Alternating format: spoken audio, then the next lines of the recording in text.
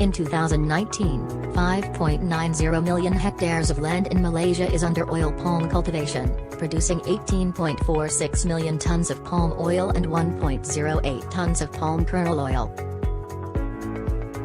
From the summary, CPO production of the Malaysia oil palm industry increased by 1.8% from 2018 to 2019.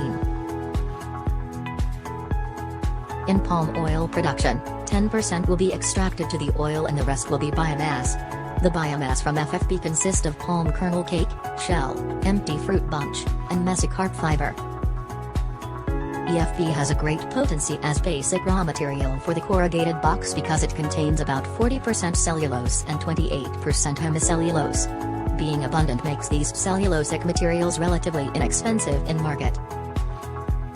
As one of the leading producer and exporters of palm oil products, the palm oil industry in Malaysia collectively generate massive amount of EFB accounting about 17 million tons per year.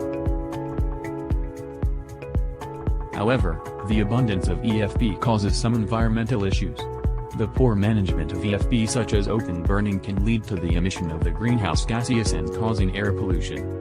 Oil spills then could happen when EFB was disposed into oil palm plantation without recovering its remnant oil. In order to solve the problem, the EFB was utilized as raw material for corrugated box manufacture as well as living up the concept of waste to wealth.